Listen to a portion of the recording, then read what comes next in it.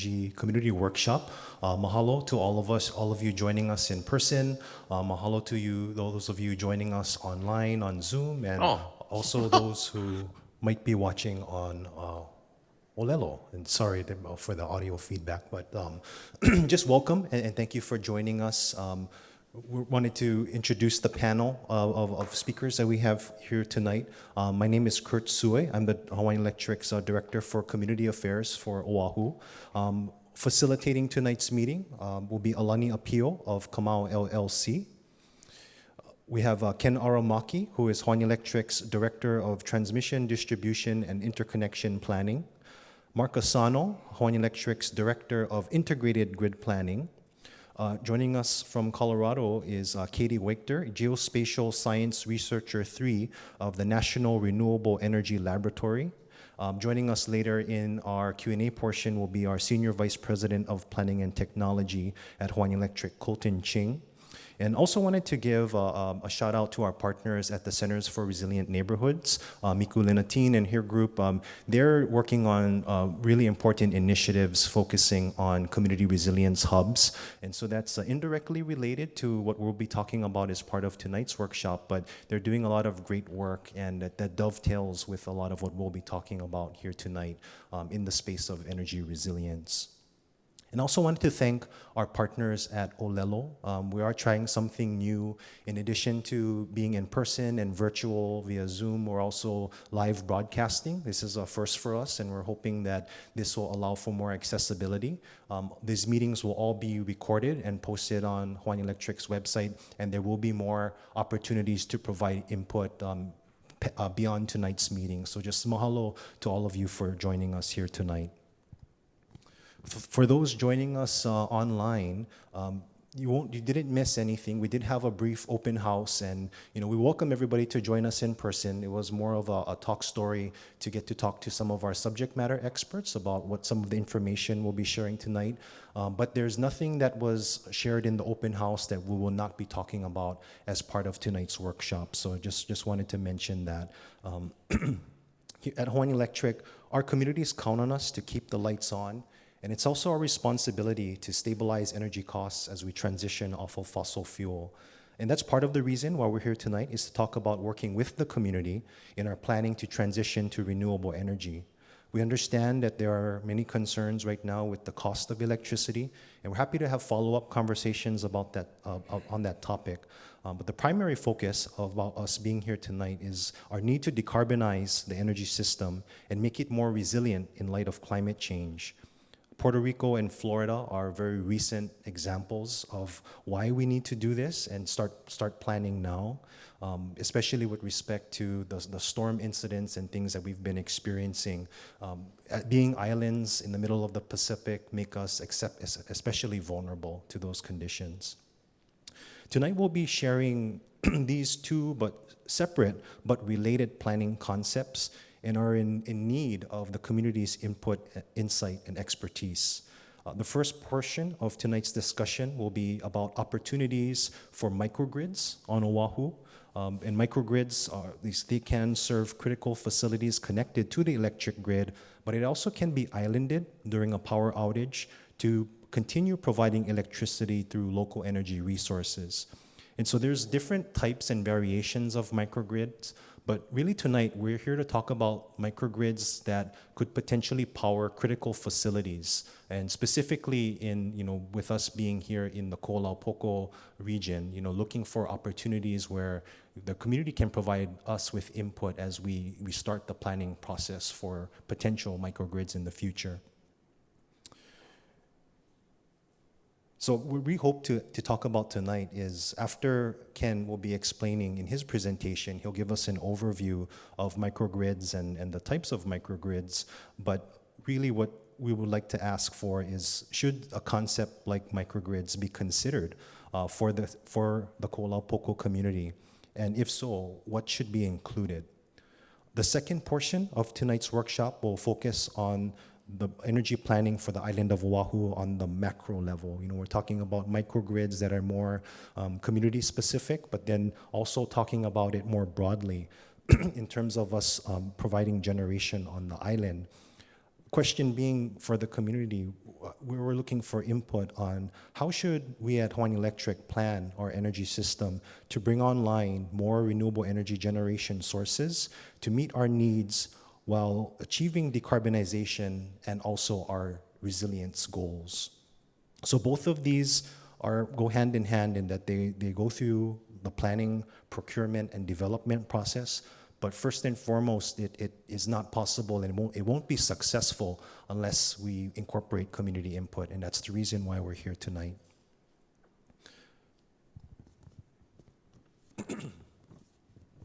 So these are not far from easy concepts, but they are extremely important. And as I mentioned earlier, we're trying to look for new ways to make it easier for communities to participate earlier in our energy planning process. One of our big challenges is, if we can advance into the next slide, is this balance we're trying to achieve. From a technical aspect, traditionally, we've always been engineering driven and have been trying to figure out how to make the grid work.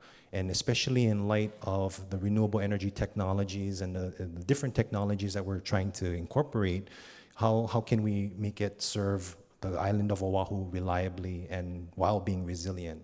But what we've come to realize is that we also need to ask ourselves, how is the community experiencing these technical changes and transitions?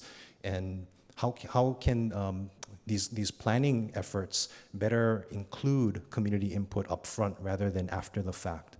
And so we're really trying to get out earlier and to try and identify what the priorities in communities are. And we recognize that every community is unique and different. And so that's part of the reason why, again, we're trying to have these discussions, not only in tonight's meeting, but also on a going forward basis, because a lot of these concepts are going to take thought and time before we move forward before anything is proposed. So we're really more at the conceptual stage right now. But our biggest challenge is really trying to balance these two very important critical elements of the planning process, making sure everything works from a technical and an engineering perspective, but also balancing that technical analysis with the community's priorities. So just wanted to mention that one of the main drivers for this approach is what we've been learning, and we have partners here at the State Energy Office that have been doing similar work in engaging communities earlier and upfront. And we're learning a lot. It's far from a perfect process, but what we're trying to do is get a better understanding of community expectations. And a lot of that has been reflected even in collaboration with the Public Utilities Commission and the Consumer Advocate in the improvements that have been made to the energy procurement process. So even these meetings where we're collecting input upfront like this, it can also, in addition to helping us plan long range for renewable energy and resilience planning, but it also can help to inform renewable energy development in general by asking communities more about what their priorities and needs and ideas are, and documenting that, and to making that visible not only for us as planners, but also for state agencies like the PUC and State Energy Office, and even developers. So there's lots of opportunity in trying to compile this information, and we're committed to documenting this and making it public and sharing it back with all of you after this process. And again, it's going to be ongoing. But with that, again, that's really what we're trying to focus on is lessons learned, listening to communities on how things can be improved upon from a process and a policy perspective.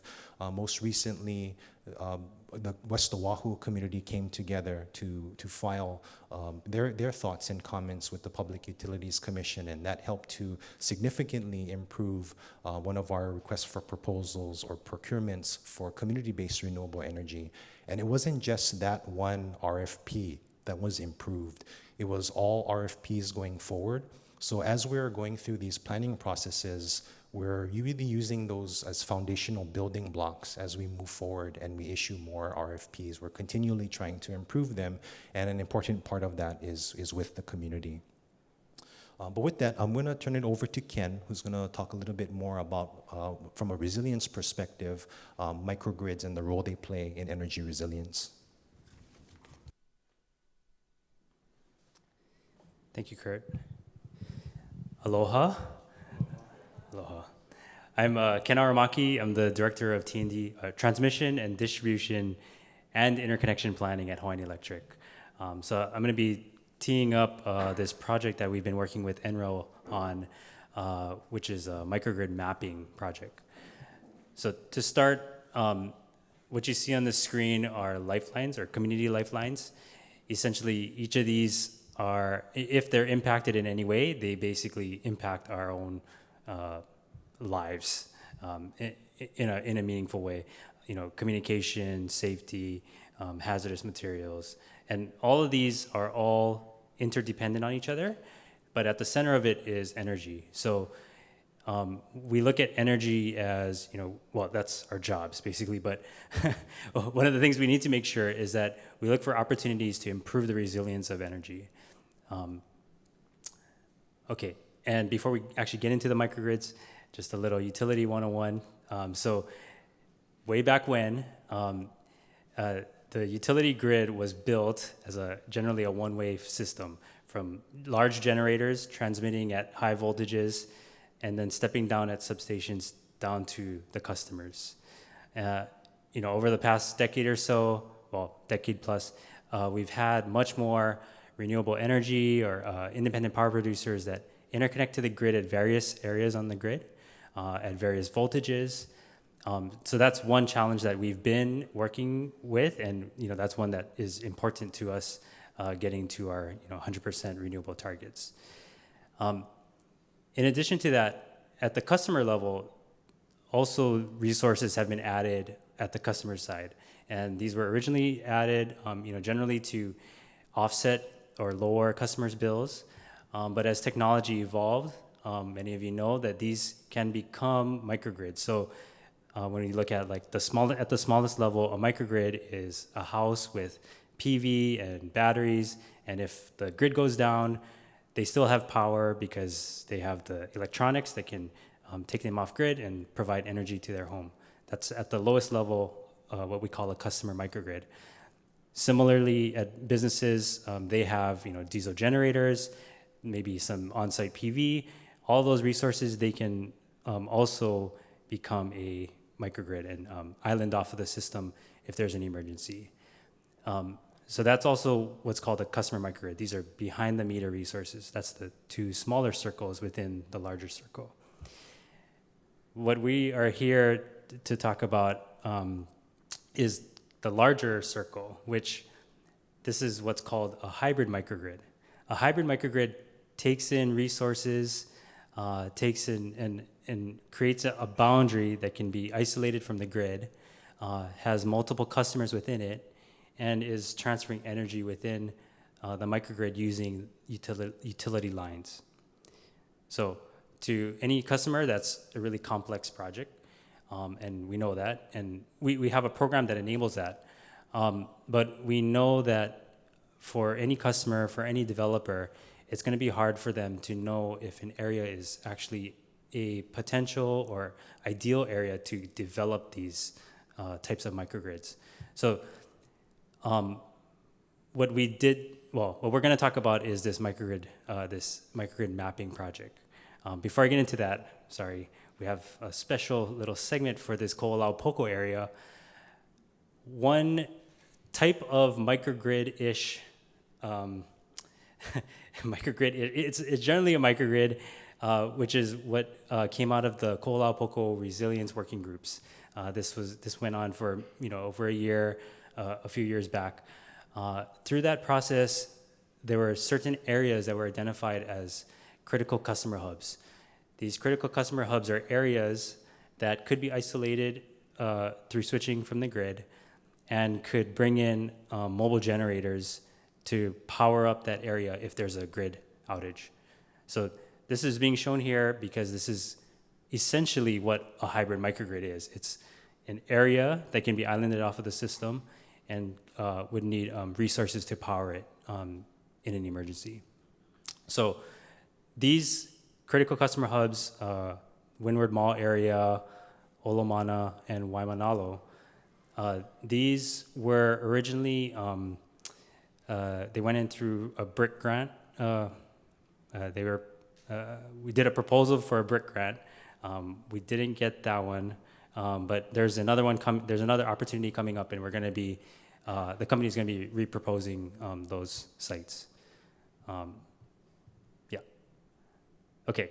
So, sorry. Back to hybrid microgrids. So, the reason why we're developing the map, we wanted to help customers to see whether there's areas that are best suited for these hybrid microgrids. And around the same time that we developed this program, there was this program called the Energy Transition Initiative Partnership Project. And we're going to reference that as ETIP.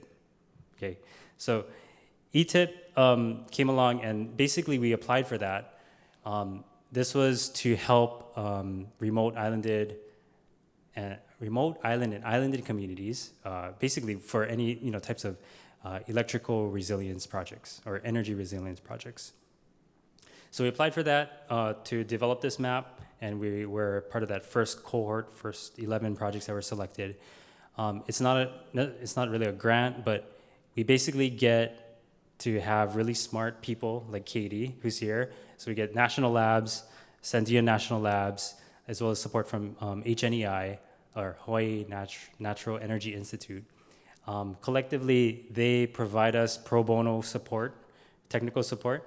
And so the maps that are shown here, the microgrid map that's shown here, as well as they're available online, these were created or funded through this project. Okay, and now I'm going to bring up Katie, who's going to talk about the details of what went into the initial mapping.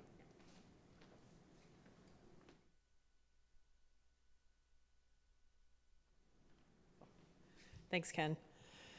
So before I start talking about the hybrid microgrid criteria that we've come up with so far, I wanted to give a shout out to my collaborators at Sandia National Laboratories, Dr. Matt Lave and Thad Haynes, who are the engineers behind a lot of the data. I'm the geographer.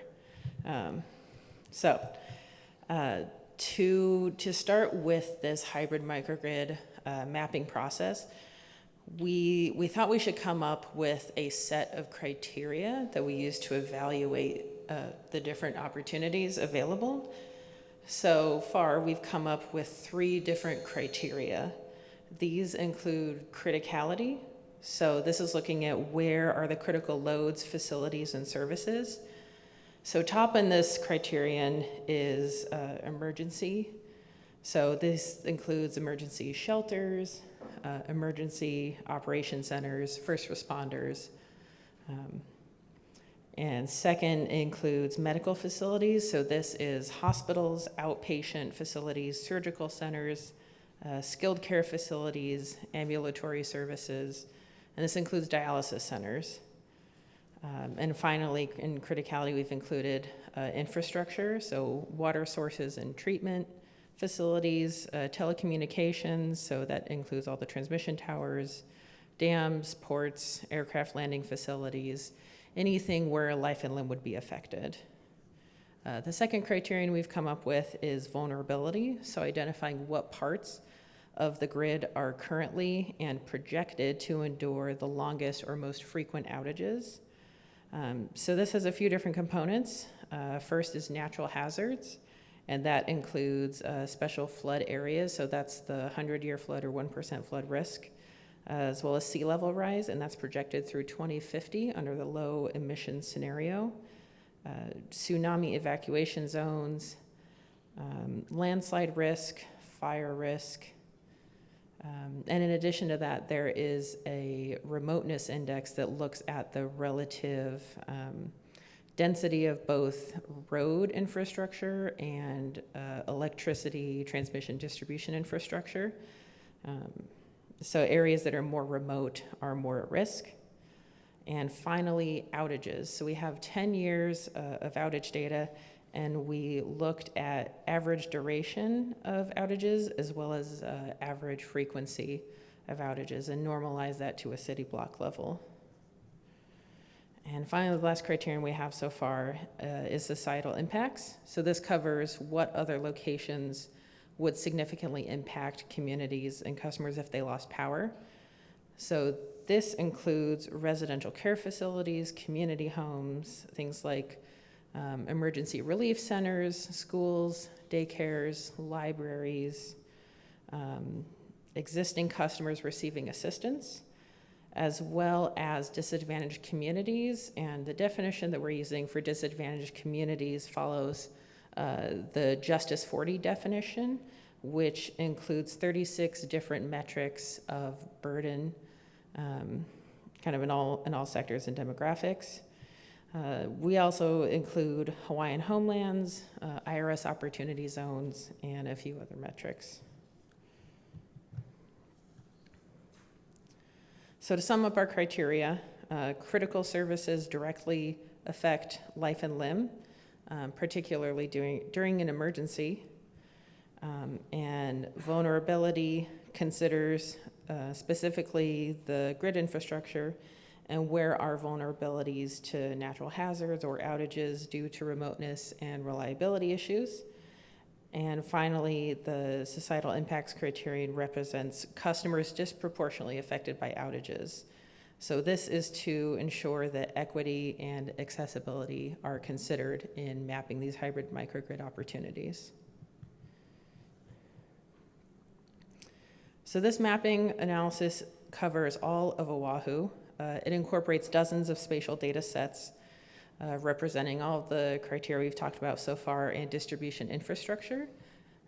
So far we've built a model showing where grid-connected customer energy resources and electricity demand are balanced to find ideal hybrid microgrid locations that won't require upgrades or changes as is.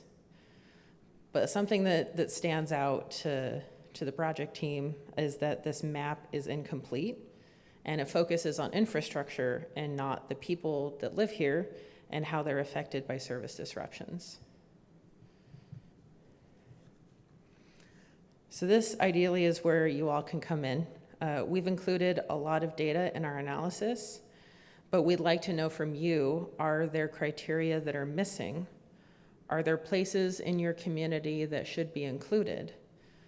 Is there something that might not be represented in official data sets that we should know about? So we'd love to have your perspective, and for that conversation, we've prepared this map to help show the data we've included and areas that we might not be representing as well. So this map is available, especially for folks online, at hawaiipowered.com/ETIP. That's ETIPP. And so you can access any of the MOKU maps that we've shared throughout Oahu so far. There's also a feedback form on that website that we'd love to have your thoughts. And in person, if you would like to write on the blue feedback sheets in front of you, that would be very helpful. So at the end of this analysis, our plan is to share community level maps for hybrid microgrid opportunities like this one here in Hauula. So the idea is to show where these criteria and important community resources meet. So I encourage you to visit hawaiipowered.com/ETIP and check out the Ko'olapoko MOKU map and the different criteria info and share your opinion with us there. Or any other information, recommendations, things that definitely should be considered in this, or places that maybe aren't as important as they seem in the official data sets. So I think I want to turn it over to Kurt and Alani.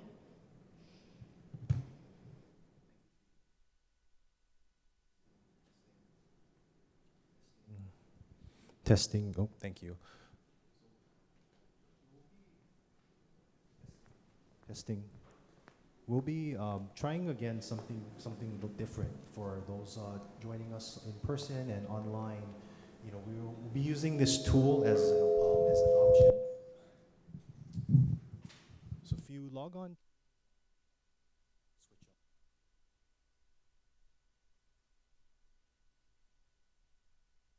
Testing. Oh, thank you. So we'll be this. This is just an opportunity so that those in person and also those online, we're gonna be using a program called Menti, and we'll all be able to see people's responses, and it can be in any form: questions, comments, thoughts. All of this is part of it'll be documented, but we welcome you to ask questions in person. For those of you who are here, there's the option that Katie mentioned. You can fill out the comment cards, and those who are joining online, you're most welcome to share your questions via Zoom, or if you do go to our website, if you need more time to look more closely at the data maps, or if you'd like to think about it a little bit more, we welcome you to do so. So lots of different ways to provide comment, and this is really just an open floor for dialogue. If you have any questions that will help to inform your responses, we're happy to do that with the subject matter experts that we have here. And we're also willing to document and anything you tell us directly. We know that there's been a lot of great work from many of the community leadership out in Ko'olaupoko in what Ken mentioned as part of that broader community resilience initiative. You know, one point that we should have made up front was that we recognize that Ko'olaupoko is one of the most vulnerable parts of the island of Oahu because there is no generation currently in the region, and it's serviced by 3 transmission lines that cross the Ko'olaus.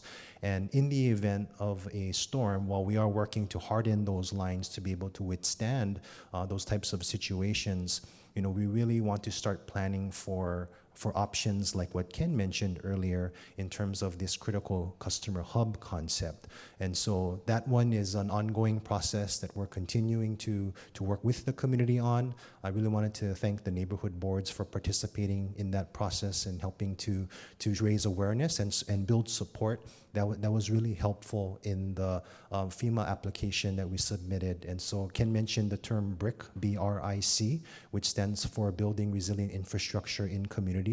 And so this is a federal grant, an annual federal grant that will allow us to invest, to have access to federal funds to invest in building those critical customer hubs.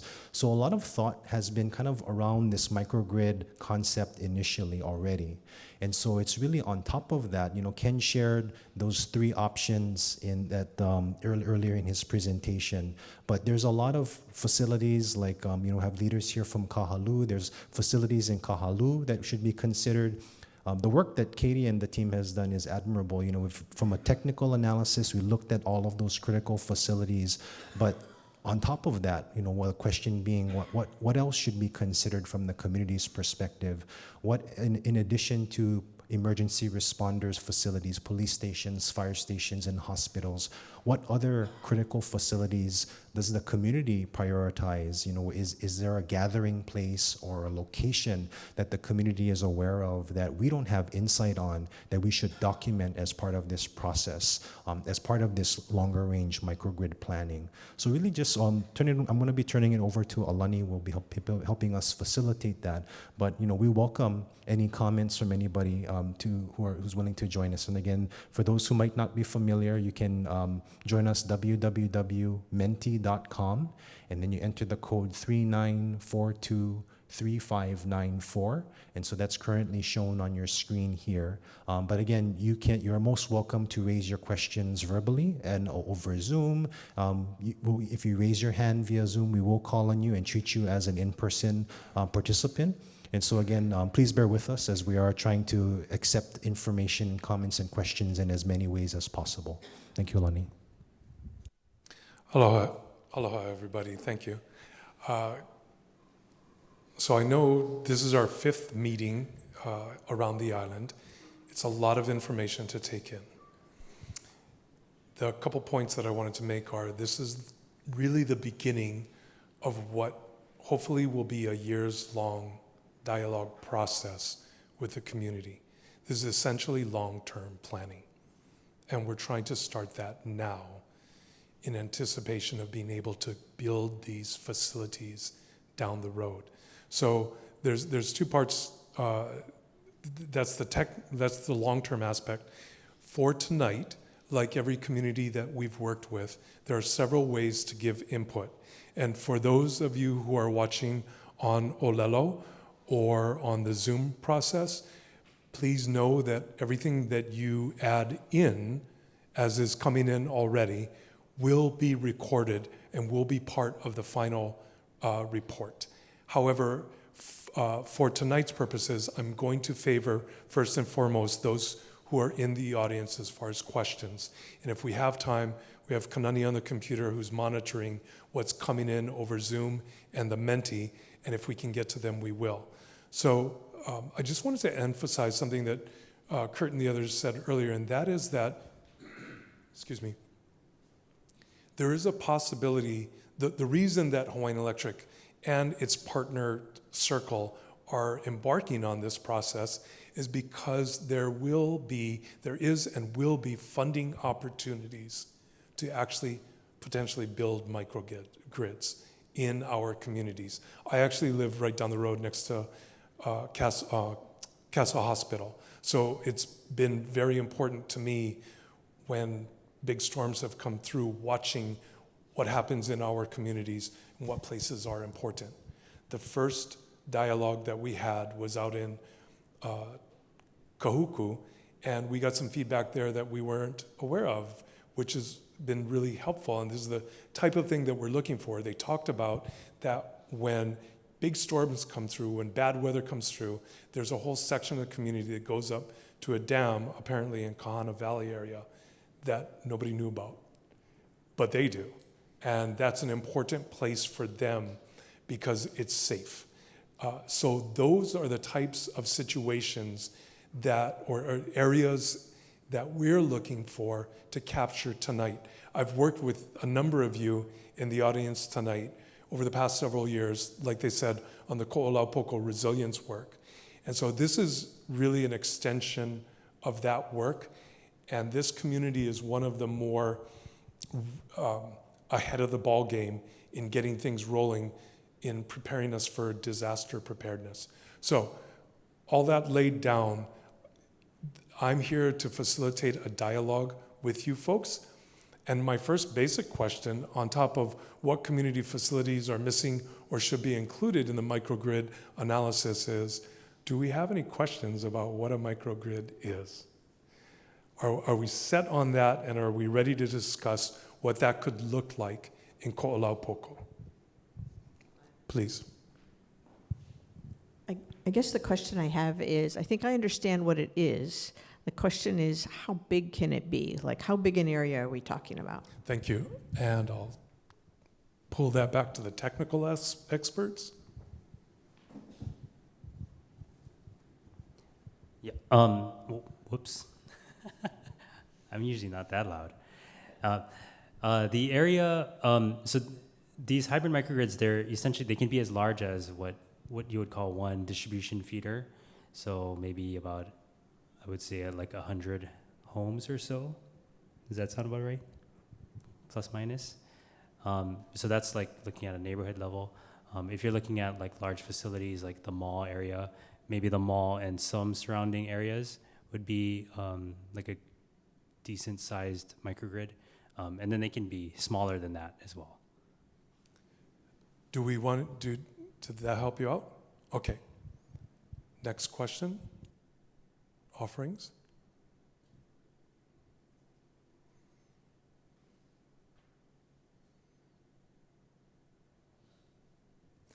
Do we have anything online? Sure, let's go to the online. Okay. You want to read? Yeah. So one question is there a time frame for the input for this round of discussion, meaning the ETIP?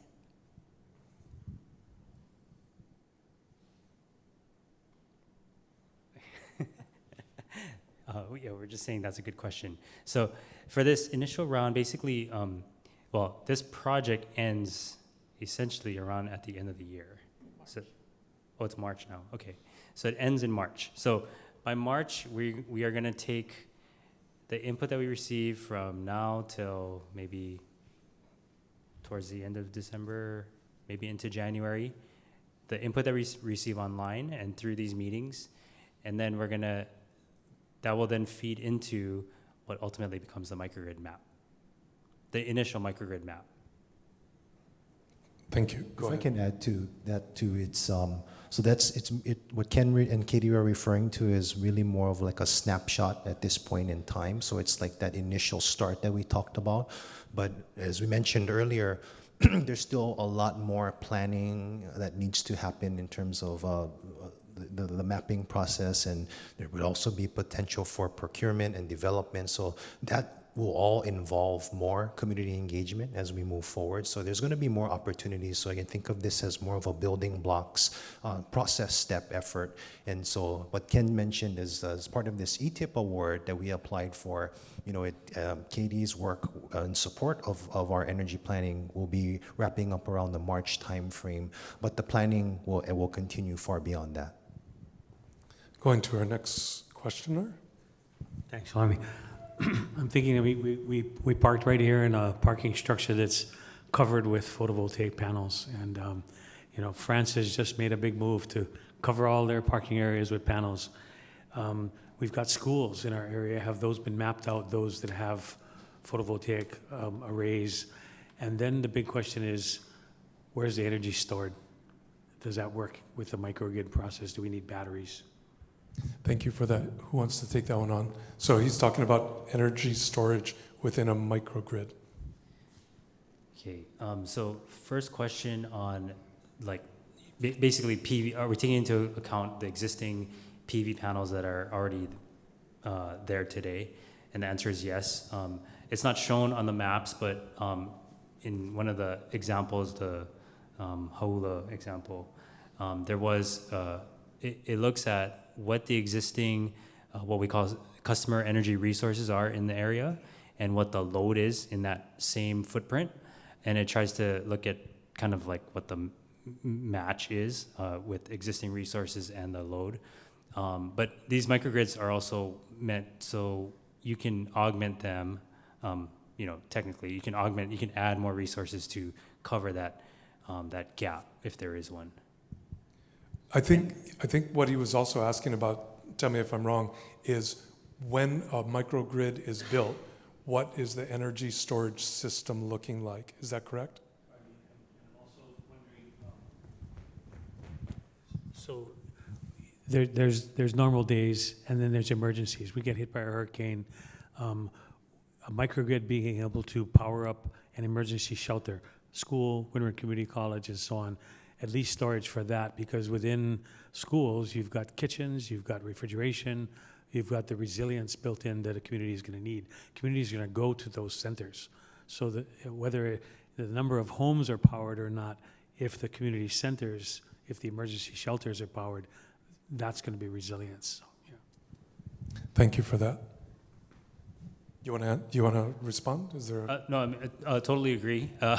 You essentially need an energy storage component to that microgrid to augment the PV for past the daytime.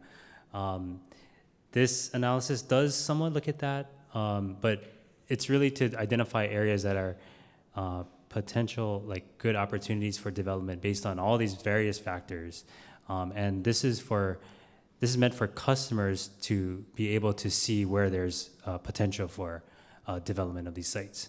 So it won't have every single, the map won't necessarily tell you at this location you have enough resources to cover every minute of the day based on the load profile of that area, but rather it should give an indication of how many resources are there relative to the load.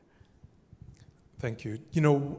Just to follow up on your question, one question that we've gotten a lot in our work around the island is, how are we going to power the various microgrids as they get built, both power and storage?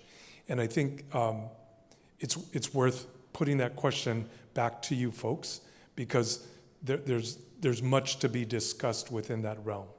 And I think it would help this discussion for people to know what the thoughts are at this point. Good question, and that's actually the bottom question on this. To power a microgrid, it can range from various resources. And so in the cases of the Ko'olaupoku critical customer hubs, the concept is to create an area that can be isolated electrically and have mobile diesel generators that can roll in and interconnect to those locations. So these trailers would have diesel run generators with a transformer that can interconnect to those voltages. So that's one sort of concept. And also within that area, there's going to be maybe homes or businesses that have PV and energy storage. So that sort of augments the energy usage within that area. So that's one concept. Other concepts, it can be as flexible as having just PV and battery that provides that energy resource for that area. And whether that area needs to add resources to do it, or if they can use the available resources to do it, it's pretty custom to that area. Other questions? Thank you.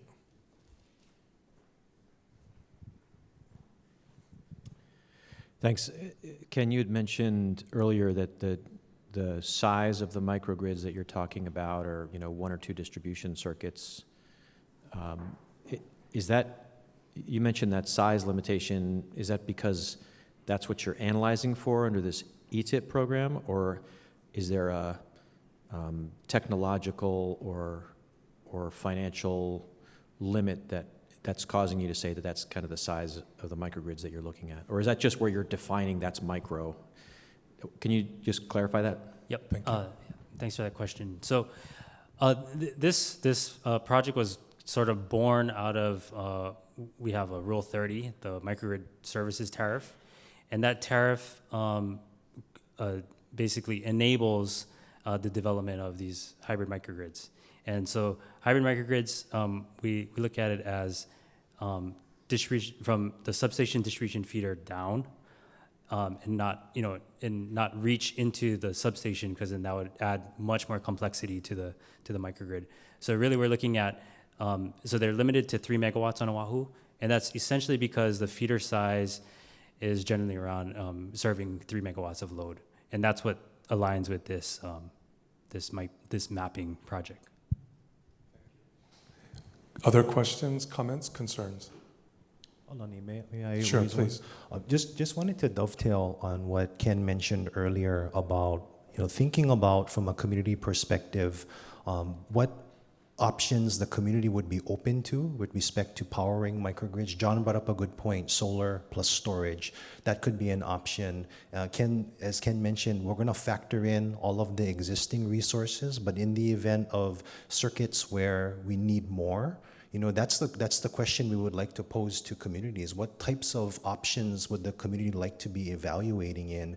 Is it batteries and solar? Is it other types of generation? Like what Ken mentioned for the critical customer hubs, it's a mobile diesel generator that's stored someplace securely, that within the moku that can be transported and connected to an islanded microgrid. But that there's some vulnerabilities with that solution as well. And so thinking about hardened systems that are in place, and this is longer term because it may require more investments in different types of technologies, but those are the tough questions that we want to start thinking about now as we start to think about this more as a potential resilient solution. And that kind of bridges into this question that somebody posed on Menti, and about what new infrastructure is needed in a neighborhood for a microgrid. What exactly does that entail, Ken? Okay. So to create a microgrid, you have to make it so it can island, and so that what we call island or isolate it from the electrical system. You have to make sure that there's switching that is added to certain areas so that it can be isolated from the grid. So that's one type of infrastructure that's needed. The other is the generating resource that we talked about.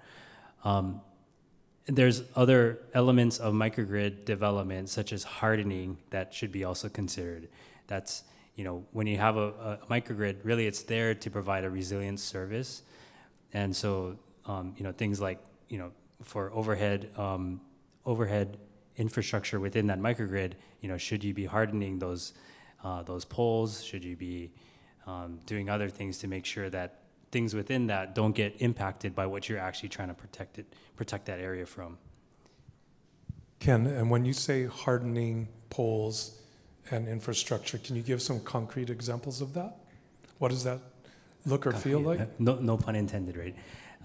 So, hardening poles. You could look at, are the poles in your area? Are they, are they wood poles? Are they old wood poles, essentially? And if so, maybe upgrading to steel poles, or they have in some cases concrete poles, or undergrounding portions of them that may have more of an potential to be impacted. Thank you. We've got several more minutes if we want to take on this subject. Otherwise, we're going to move to the next one. You got a question? Thank you. Just out of curiosity, kind of what scale, not so much on the generation side, but like on the power electronics side, like what scale of electronic infrastructure is required? For a microgrid, are we talking we're gonna have to like build out new facilities to kind of actually construct the microgrid, or is it just as simple as, you can put the switching equipment in an electrical room at an existing school? Thank you. Did you guys get that?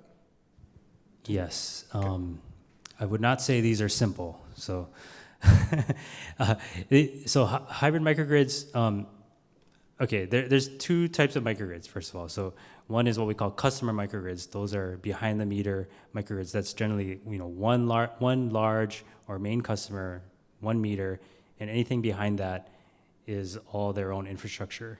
So that would be like a school example. We feed a school, we have a meter, and behind that meter, although they may have multiple buildings within that campus, they could add resources to go off-grid fairly more easily than what is considered a hybrid microgrid.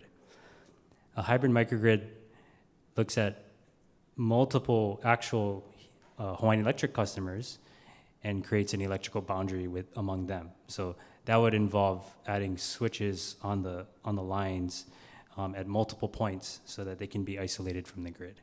So that's one component of it. Does that help? Does that answer it? So, like I said, I live close to Castle Hospital. Can we bring up, is it possible to bring up that one that shows the Kolapuko work? So, for example, if you folks know Windward Side, Castle Hospital has its own backup generator, right? That will help it maintain operations if things and when things go down. But if we look at that middle one, right, what we see is that Castle Hospital is physically isolated, but close to a whole bunch of other important infrastructure for the community. So even though Castle Hospital, can you put the cursor over there? Yeah. So what in my one of my ideal worlds is if we were going to build a microgrid, we'd be connecting all those resources for the community. And what Ken is talking about is Castle Hospital may have its own, and in the end, it could be that we put more generation on their land or other lands within the areas, but we're actually going to connect all those within them. And correct me if I'm wrong, but essentially every situation is going to be unique, and it's going to have to require its own engineering solutions. And so what gets actually put in is really going to require be decided on what's already there and what's needed to hook it all up. Would that be a layman's way of? No, that's a really good point to make, is that this microgrid mapping, the way we look at it is this is step one of this entire process. So it's not going to give you all the details, all the information you need. It's going to give customers an indication of whether there's a potential microgrid site. There's a lot more work that needs to be done after that decision's actually made to start pursuing that project. The mapping will provide some of that. Thank you, Ken.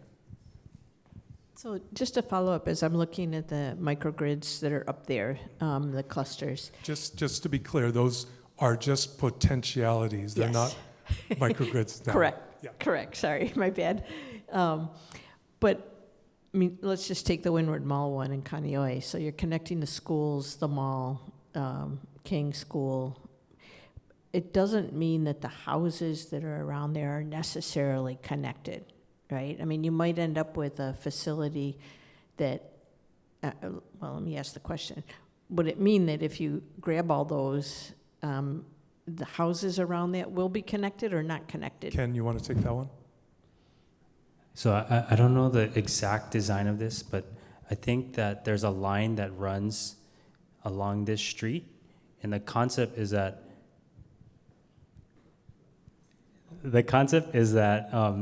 there's going to be isolation points along this line that can allow this microgrid boundary to be developed. So I don't think there's actually going to be houses that are connected necessarily within that microgrid boundary, but if they are, there could be.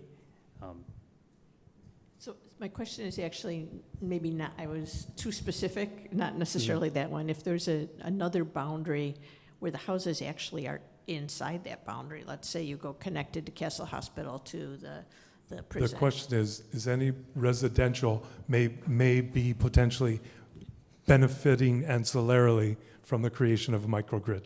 Colton? Alani, I know for sure you slipped Amy a 20 to have her ask that question, right? So that your house can be part of microgrid. I am right next to Castle Hospital. Yeah, no, it can. In a short answer, we can build a boundary around, many different options that include different sort of commercial or community-facing or serving facilities, as well as private individual homes. The reason in these examples where the boundaries, the yellow lines, are really around community-facing facilities is because a critical customer hub is a concept where we're creating a microgrid that provides and is focused on providing electricity for community supporting services. So that's why it's the mall, the school, right, and the fire station for Olamana, facilities that support community for really critical services post-emergency. But from an engineering standpoint, we could easily include homes as well. Okay, that brings up a question for me, not because I live next door to Castle Hospital, but it's actually going on Amy's question, which is, if we get a publicly funded microgrid, and let's just take the Windward Mall example, right? We can see that there are homes along the way.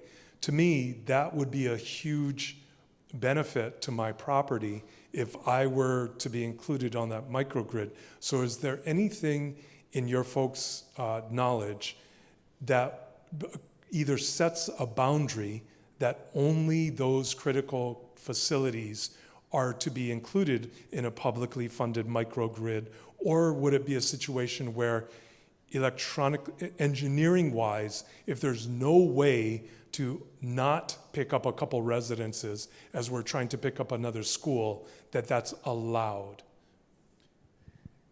Yeah, a short answer is yes, right? There is that flexibility and that possibility. Alani, when you say public, just to be clear, when we're talking about using customer funds, right, or government funds to establish and create a microgrid, the microgrid should be designed around the objectives of that, right, and ultimately what the funding is trying to get as a result.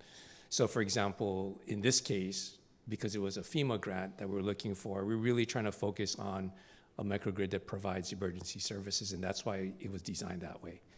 If we're trying to provide a microgrid to serve a broader community, so for example, in Hana on Maui, very remote community, single, long, 50-mile long line, or actually almost 50-mile long line serving them. We have a couple of generators at the substation in Hana that creates a microgrid that serves the entire community, because the objective of that is to provide reliable and resilient service to all of our customers on the east side of the island. Thank you. That's a great example and kind of encompasses what I was thinking about as far as how do we set up microgrids and what's the value of them. Other questions or concerns? Ideas? We got two that are coming in on the interwebs. Is this? Okay, the first question is, how many microgrid sites is Hawaiian Electric looking at establishing in Windward, Oahu? And the second one is, If the microgrid can be supported by resources from 100 residences, is there a visual reference of storage of power? It was mentioned that trailers housing diesel generators is one storage concept. What would this look like? Okay, we'll take those two one at a time because that second one is a bit more complicated. Who wants to take the first? Okay, so for the first one, for the Windward Oahu, under that Ko'olapoko BRIC grant, and I forgot what the acronym was, but it's there are those 3 sites that are being proposed. Those are the 3 that rose up to a level of priority to request funding for, but there's also ideas for more. So when you talk about the 3, you're talking about the 3 that The are 3, in the... yeah. Okay, so right now we're looking at 3. And then that's the first question. The second question, can you restate it so that we can have our experts? If the microgrid can be supported by resources from 100 residences, is there a visual reference for storage of power? It was mentioned that trailers housing diesel generators is one storage concept. What would this look like? Who wants to take that one on? Thank you, Kanani.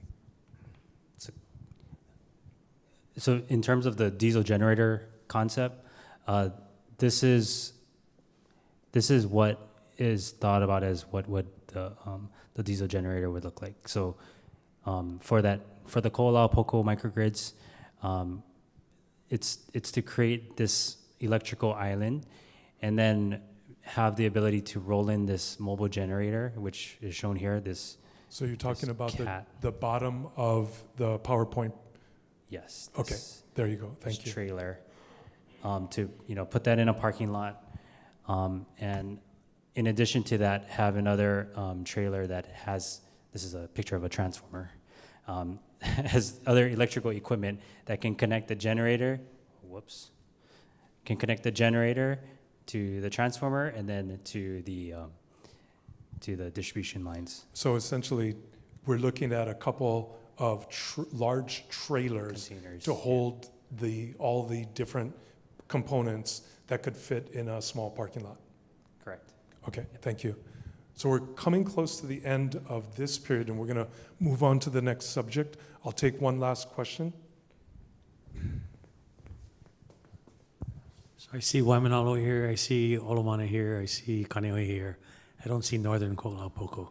And I want to suggest that in the Kahalua area, Kahalua, Waihehe, Huimanu, and so on, you folks have a base yard there. There's a boat ramp there. There's a park there. You can land helicopters, fire station, all of that. Community center, key project, and whatnot. Great place to park a trailer. Add some more diesel because you're going to run out of diesel. But in the Waiahole through Kualoa area, as we speak, the housing branch of the state, which is our landlord in Waiahole, is looking at a new water system. The community is proposing a water system that is not electrically dependent, that ideally would flow from the Waiahole Ditch Tunnel at the 750-foot elevation. And every day, water flows from Kahana Valley all the way through to Waiahole and then gets allocated either way to the leeward side or windward side. Kinetic energy in that tunnel. With Jack, we've talked with Jack Shriver a little bit about it with energy folks about this. Hydroelectric power being generated from that ditch tunnel is like having a diesel generator that doesn't run out of diesel. And how far could a microgrid that's powered by hydroelectric from the ditch tunnel, how far could that reach? Could it reach Kahalua? Could it reach Kualoa Ranch? How many kitchens, how many refrigeration setups are within that area? And it's a farm area, so it's food. And that food can be transported to places that need it. So, Thank you so much for that. Hugely important and very much noted. Thank you. Okay, we're going to take the time now. Yep, it's just about time. We're going to switch over to the second portion. Thank you very much. And we will, same like this, have a Q&A and input after the presentation. Thank you. No, thank you, Olani, and thank you all for that input. It was excellent and is exactly the type of feedback that we're looking for. And so everything, again, that is provided to us, we're going to document. And we understand that a lot of this requires more thought. So again, just a reminder, this is the website that we are receiving public comments on, specific to ETIP, but also we're going to be transitioning into another topic that's related.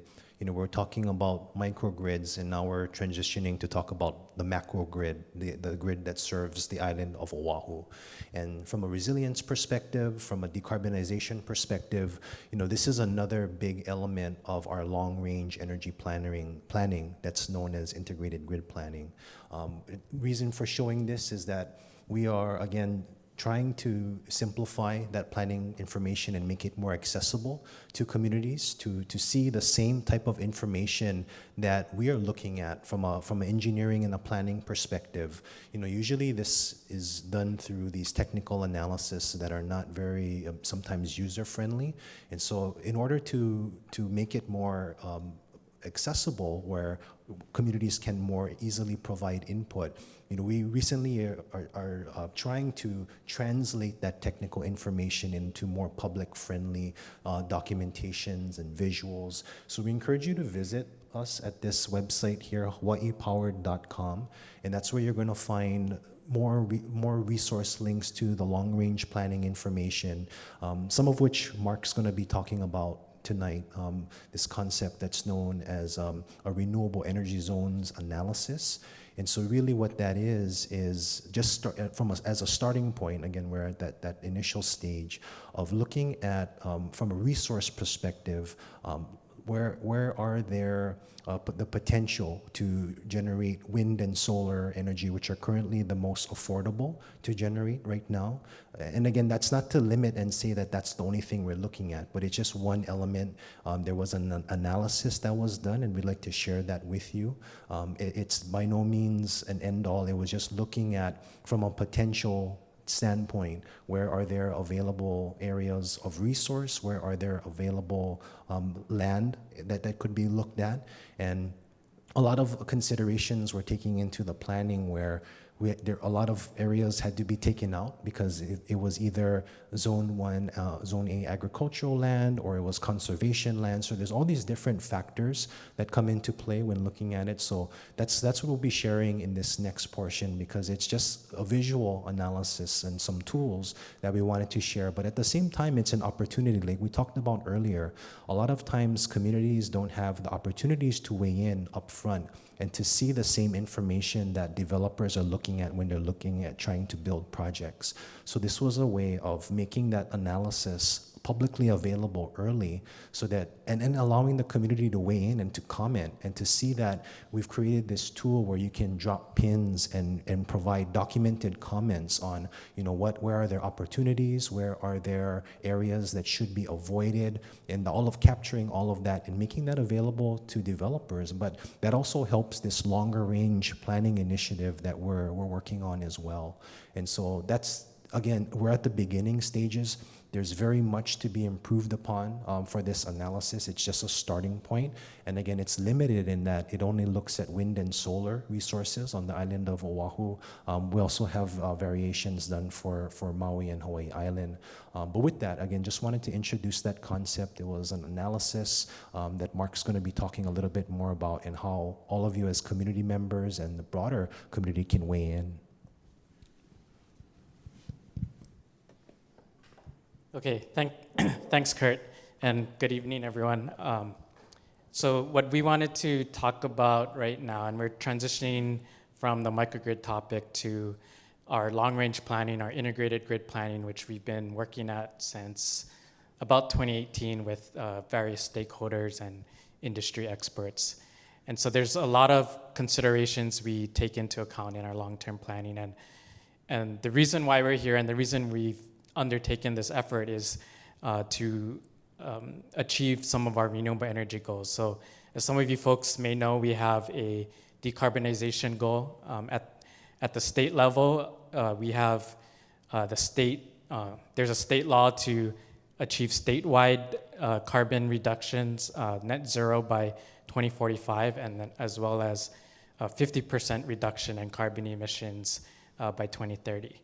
And we also have renewable energy goals, we need to achieve 100% renewable energy by 2045. There's also interim goals such as 40% by 2030. So that's a long way of saying that what we're doing today is really an effort to achieve those goals, primarily in 2030 and 2045. And that's, from now, that's only 8 years away, and then by 2045, that's just around 20 years away, which seems long, but it's not really that long considering all of the work and planning and infrastructure that may need to take place. So these are all the different considerations we take into account.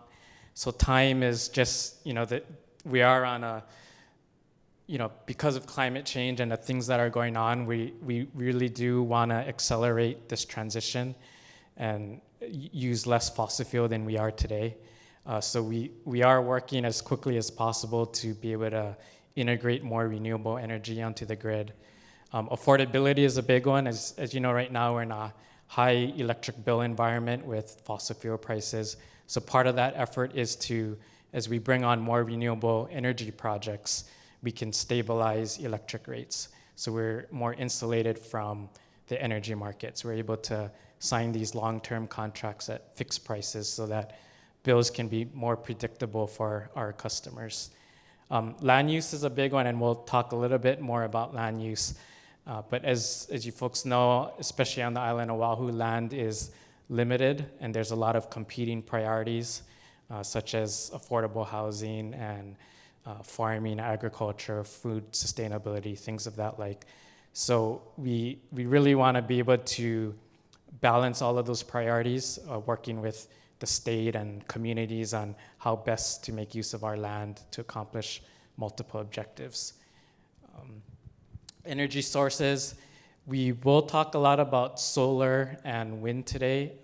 That's primarily because right now that's the most economic resource and renewable resource available in the market, but that's not to say technology won't advance in the future and that there will be future renewable technologies that we'll be able to integrate onto the grid. But for the near term, we see solar and wind potentially being the resources that would be, technologies that would be available to us. Community impacts, so part of this effort is to ensure that the communities are informed in terms of our planning, and they also provide input into our planning process.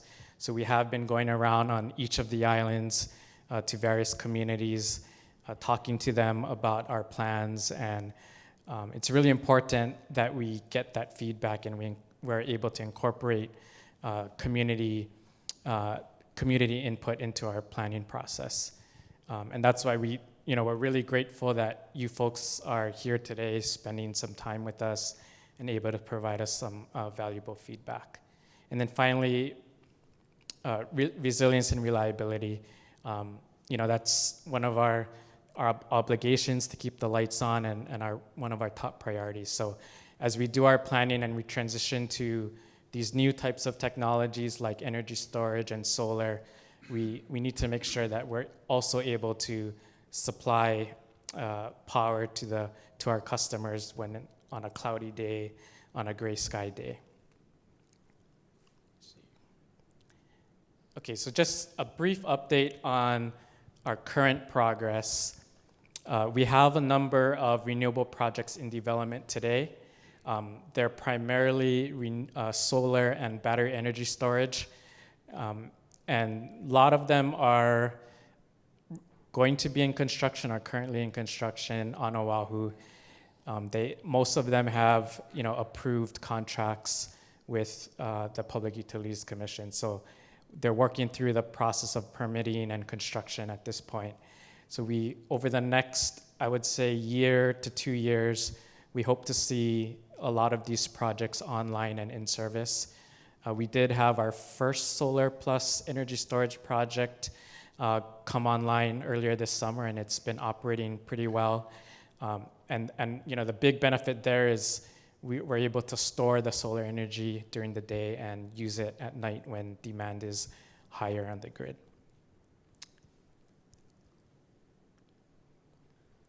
one question that we often get is, can we reach our renewable energy goals with rooftop solar? Because from that perspective, it doesn't use a lot of land. Folks can put it on their roof. And the short answer is we need both. So I want to make sure that we cover that we have analyzed rooftop PV potential on Oahu. So if you can see the shaded areas in different shades of yellow or gold there, those are all, that's the potential if we were to cover every rooftop on the island. So it's what we call the technical potential. Now, of course, there's rooftops that are in shaded areas. They may be blocked by high rises, or a lot of houses need to re-roof in order to put rooftops. So there are real world sort of challenges or things that need to be overcome to realize that potential. But we do incorporate rooftop PV potential in our long-term planning. So one thing we wanted to focus on today is renewable energy zones analysis. So what you see on the map to the right of the screen, the green shaded areas is a study that we performed with the National Renewable Energy Laboratory to come up with technical potential of, we looked at all of the land on the island of Oahu. We excluded things like important agricultural lands, Class A agricultural lands, flood zones, tsunami zones, and then also we looked at land that is flatter in nature, because solar developers like to develop projects on flat land. So typically we would see projects on like 3 to 5% slope land, but we did, for the purposes of this analysis, go up to 30%. That way, the objective was to balance the agricultural priorities by excluding as much of the higher quality soil land as possible to see if we could get enough solar potential to meet our 100% renewable energy goals. So in green is sort of what you have left after you exclude a lot of these other factors.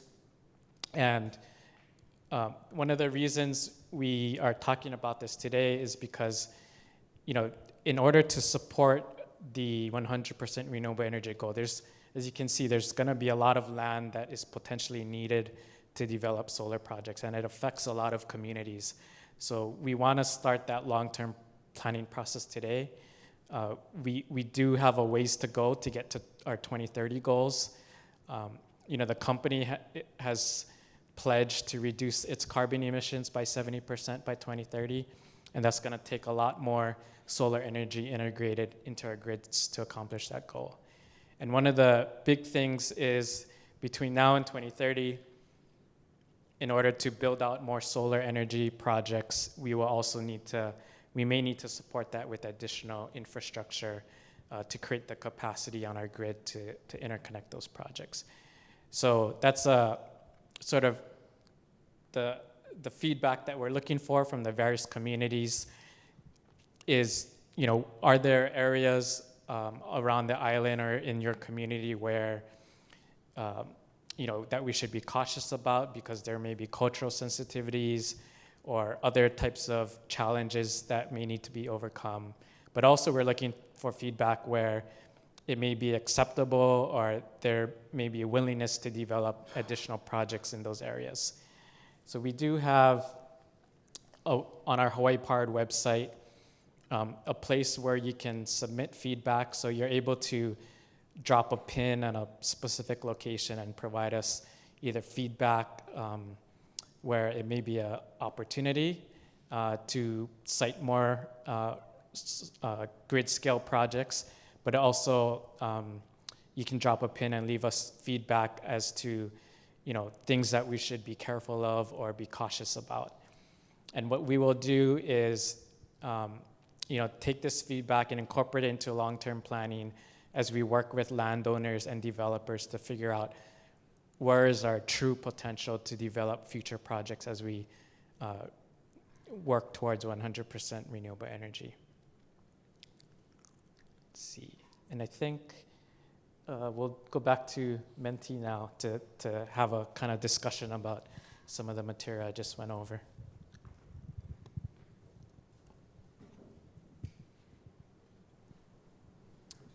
Just gonna load up the next Menti question. Thank you, Ken. So again, for those joining us online or in person with mobile devices, www.menti.com. The code is 39423594, and whatever you type in will be visible by everybody in person as well as online. And again, same as before, Eleni will call on in-person questions, comments, and similarly for those joining us online and via Zoom as well. So I'm going to give an example of one of the discussions that we had. When we went out to the North Shore, we had met with them several years before to talk about renewable energy projects. So we already knew some of the community feedback. But when we went last week, the week before, one of the things that several community members reiterated to us was that they didn't feel it was appropriate to have offshore wind off of Ka'ena Point for cultural and economic reasons. And so the map that Mark showed earlier, you actually can drop pins in the ocean. And so it's certainly not for me, and it's not for Hawaiian Electric to say where projects should or shouldn't be. But that's the type of information that we're trying to get from you folks in Ko'olaupoko about this region. And I'll give another example. Back in the mid-2000s, Hawaiian Electric was interested in putting a wind farm up on the slopes above Kahe Power Plant. And we went through a year-long dialogue with the West Side people. And an interesting thing came up, and this is from a cultural point of view that as a Hawaiian I was unaware of. And that is that the top of that ridge line was used for navigation and triangulation. But because it's not an actual physical thing on the ground, it didn't come up through the State Historic Preservation Division's layer of actual places. It was the community telling us, no, wait, that's an important thing. It doesn't exist in the objective sense. It exists in how we view the land. And so those are kind of those situations where that's the kind of input that Hawaiian Electric, the PUC, all of the stakeholders want to know up front. And so opening now the dialogue to either questions about the presentation that you were just given and or comments, concerns, anything that you want to add to the dialogue. It's going to be included in the report that comes out of these dialogue sessions.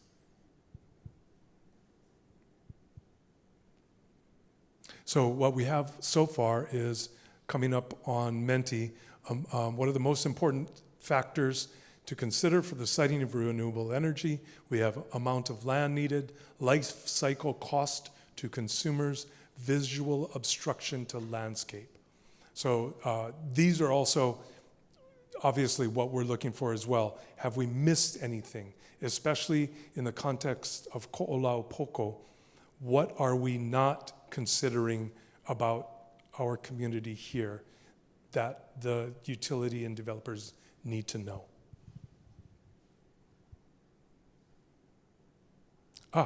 Coming back.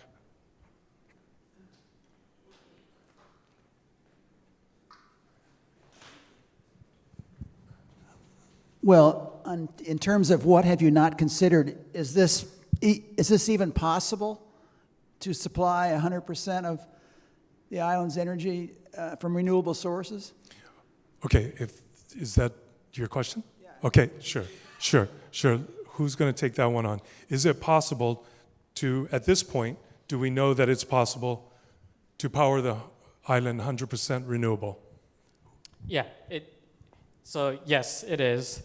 But it's gonna take a lot of people working together. There's a lot of pieces involved in accomplishing that goal.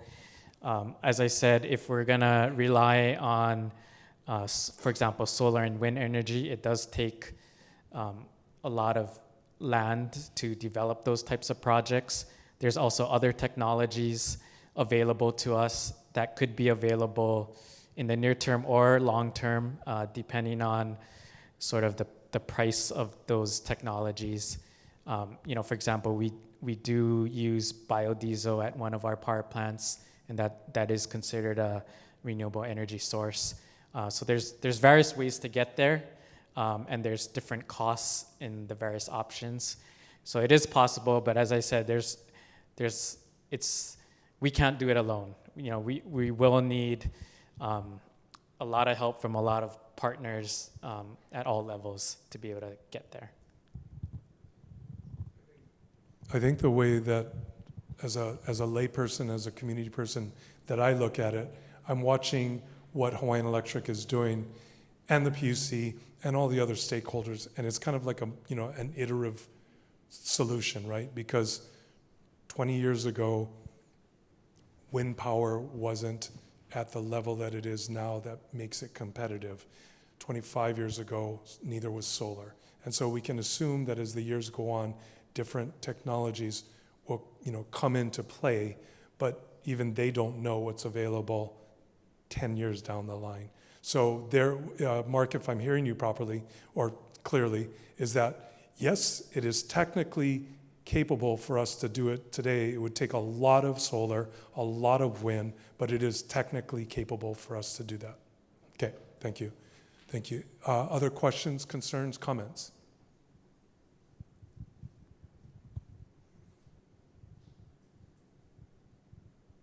Do we have anything online? Do we all want to go home? Hold on. So I've heard you mention things like farmland and, areas that that people might be concerned about. What about just the urban spaces, the already built spaces, the parking lots? Alexander and Baldwin, for example, owns Windward City, Kaneohe Shopping Center, covered parking there. I mean, things that won't obstruct view planes, ideally. Castle Hospital, do like Windward does. So is there any analysis of the existing parking areas, existing already concreted over urban areas, and what kind of difference that could make rooftops that already exist? Thank you for that. And this has come up actually in a number of conversations. Yeah, that's a really good question. So what we've done, there's a lot of ways we've tried to spur that type of activity. We do have a lot of customer energy programs right now, where like how Windward Community College did and a lot of other customers have done, where the programs enable them to build these types of like parking canopies, as well as on the rooftop. We also had something called the community or shared solar community-based renewable energy project program, where we've solicited developers to build community sort of larger size projects, which could look like this, for example. So we are trying our best to kind of get more of those types of projects onto our system. We've also done like requests for information to customers and landowners on potentially building more of these type of rooftop or larger parking lot type of projects as well. So there's a number of avenues we're looking at to try and get it, because it is a good resource to be able to do it in a parking lot or on large rooftops. Thank you for that. Would it be safe to say that in those situations, the utility, the PUC can all encourage that, but there's no legal way at this point for the PUC or the utility to legally require a large landowner to put that into place? Yeah, that'd be right. Got it. We're sort of we need to be working with the actual customers to be able to do it on their property, or the legislature. Yes. You got it. And I'm going to turn to the board because I saw a good one up there, unless anybody in the audience has another comment or question. I noticed one that said actually about the geothermal potential. And I thought that was really interesting. Kanani, can you go back there?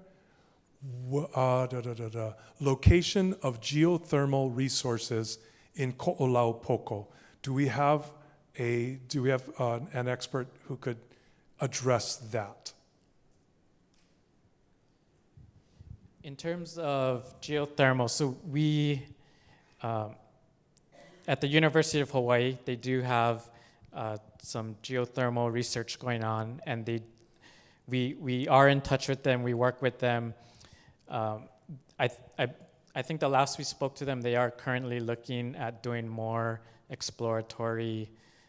In order to find the geothermal resource, you need to do some drilling, and that costs a lot of money. So they need to get funding to do that.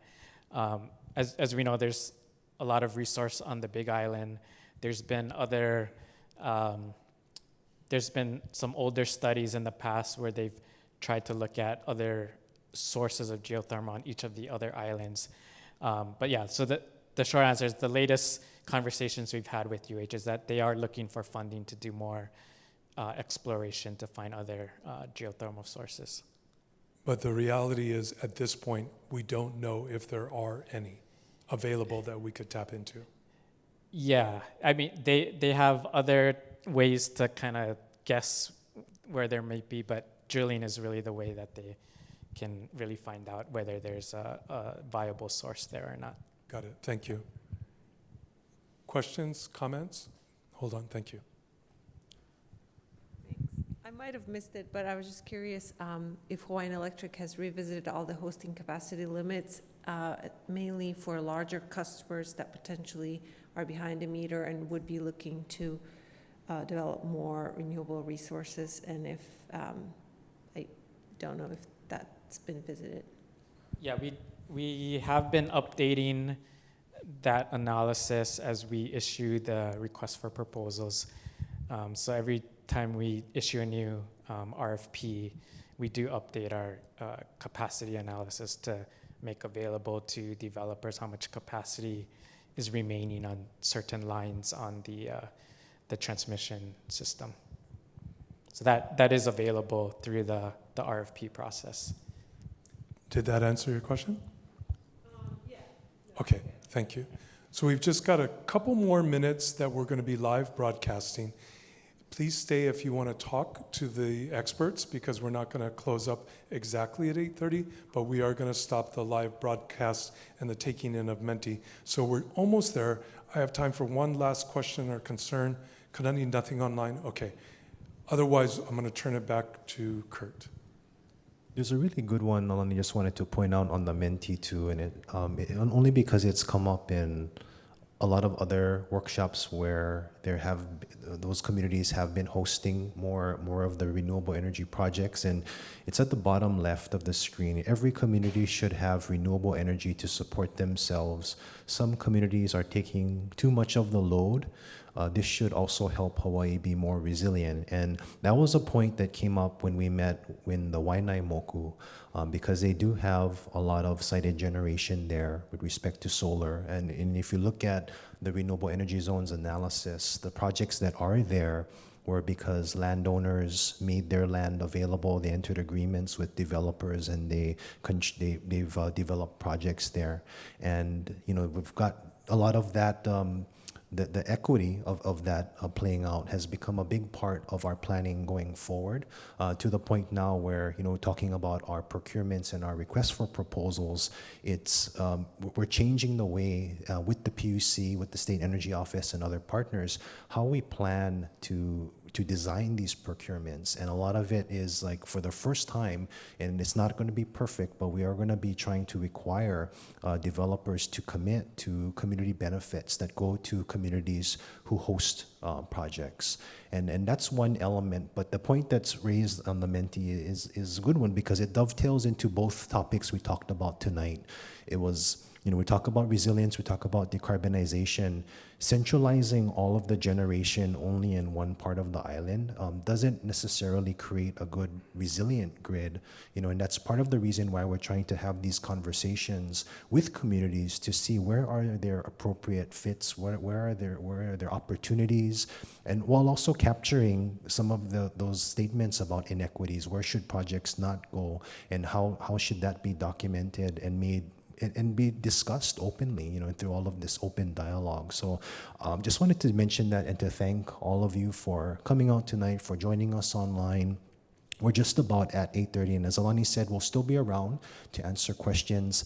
These are very tough concepts and questions that we're talking about, and so really, if at all, the purpose of us convening these workshops is to introduce these concepts and share them with community. We hope that you'll have those ongoing dialogues. We have great collaborators in many of the organizations that are here tonight.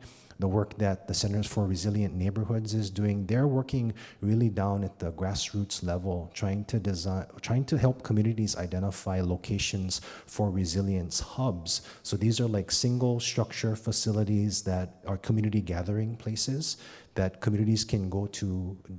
We don't want people going to the hospital or other facilities. That's prioritized for medical purposes. But if we can do some of the work that is happening in Ko'olauloa, and they're working on designing a resilient hub, and the work that Miku and her team are doing at Serene, and we're trying to look for those opportunities across the island of Oahu.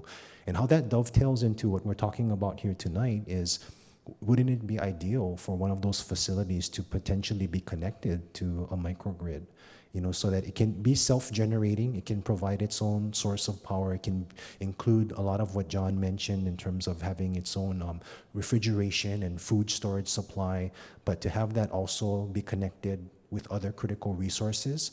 That's the important planning that we're trying to work with communities to design, because we wouldn't have that information up front unless you share that information with us as part of this planning process. So, with that, I just want to thank all of you again. We know you're all super busy. It's a very busy time. You spent 2 hours with us here tonight, those of you joining online as well. We're not POW, as Alani said. We encourage you to continue thinking about this, and to if you can send in your comments via email. If we can pull up the last slide, please. Multiple ways you can send comments. You can mail them in. You can email them to us. You can provide them via the resources that are on hawaiipowered.com. We're really looking to receive community input in any venue form that's easiest for communities to engage. And so again, this will be an ongoing process. We hope to engage at the neighborhood board level, having even down to the community association level, all very important conversations to be had going forward. So just wanted to thank you all again. Mahalo, have a good evening, and drive safely. Mahalo.